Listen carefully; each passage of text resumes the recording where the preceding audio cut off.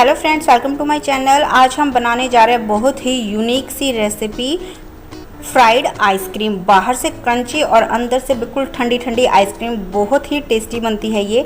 तो चलिए फिर इस यूनिक सी रेसिपी को बनाना शुरू करते हैं। फ्राइड आइसक्रीम बनाने के लिए हमें चाहिए आइसक्रीम। तो यहाँ मैं वनीला बटर स्कॉच आइसक्रीम ले रही हूँ। आपके पास जो भी आइसक्रीम अवेलेबल हो आप वो ले सकते हैं।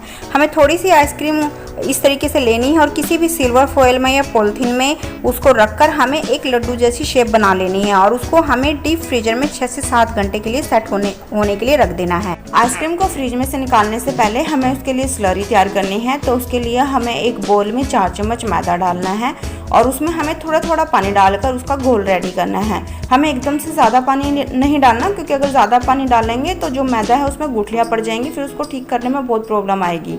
तो जब हमारा घोल अच्छे से रेडी हो जाए तो उसमें हमें 1 चम्मच चीनी डालनी है। ये टोटली ऑप्शनल है, अगर आप चाहें तो इसे स्किप कर सकते हैं। हमें घोल इसका ना ज़्यादा गाढ़ा चाहिए और ना ही ज़्यादा पतला, तो इस तरीके का हमें इसका बैटर चाहिए। अब हमें 6 रस्क केक लेने हैं और इन रस्क केक को हमें मिक्सी में डालकर इसका एक पाउडर रेडी करना है। आप चाहें तो इसकी जगह ब्रेड क्रम्स भी यूज़ कर सकते हैं।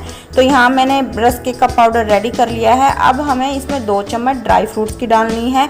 ये टोटली ऑप्शनल है, अगर आप चाहें तो इसे स्किप कर सकते हैं, पर इससे जो हमारी आइसक्रीम है उसकी ऊपरी लेयर क्रिस्पी होने के साथ साथ काफ़ी टेस्टी भी बनेगी। तो आइसक्रीम की कोटिंग हमारी रेडी हो गई है। अब हमें फ्रिज में से आइसक्रीम को बाहर निकाल लेना है और उसका जो सिल्वर फॉयल या पॉलिथीन जो भी आप लगा रहे हो उसे हटा लेना है। आइसक्रीम को यहाँ मैं 4 पार्ट्स में कट कर रही हूँ, क्योंकि मेरे यहाँ जो ब्रेड है वो मीडियम साइज़ की है। आप अपनी ब्रेड के अकॉर्डिंग ही आइसक्रीम को कट कर सकते हैं। तो यहाँ हमें अब एक ब्रेड लेनी है और इस तरीके से हमने उसको एक सर्कल शेप दे लेनी है। गीला हाथ करने की भी ज़रूरत नहीं है फ्रेंड्स, क्योंकि आइसक्रीम बहुत इजीली जो है ब्रेड के अंदर सेट हो जाती है। बस इसे अब हमें स्लरी में डिप करना है और जो रस्क केक और ड्राई फ्रूट्स का हमने पाउडर रेडी किया था उसमें इस तरीके से हमें अच्छे से कोटिंग कर लेनी है। तो आइसक्रीम बॉल बिल्कुल रेडी हो गई है। इसी तरीके से हमने बाकी की आइसक्रीम की भी बॉल्स बना लेनी है। बहुत आसान है फ्रेंड्स, बिल्कुल ज़्यादा मेहनत नहीं लगती इसमें। तो यहाँ मैंने सारी जो आइसक्रीम है उनकी बॉल्स बना ली है। अब हमें इन्हें 2.5 से 3 घंटे के लिए डीप फ्रीजर में रख देना है। जब आइसक्रीम हमारी अच्छे से सेट हो जाए तो फ्रिज में से बाहर निकालने से पहले हमें गैस पर कढ़ाई रखनी है और उसमें हमें तेल डालकर उसको अच्छे से गर्म करना है। फिर हमें अपनी आइसक्रीम की बॉल्स निकालनी है और उसे एक बार फिर से हमें स्लरी में डिप करना है और जो रस्क केक का पाउडर है उसकी कोटिंग करनी है और फिर फटाफट हमें बिल्कुल उबलते हुए तेल के अंदर उसे डाल देना है। 40 से 50 सेकंड हमें रखना है। जब उसका गोल्डन ब्राउन कलर हो जाए तो बस उसे फटाफट हमें निकाल लेना है।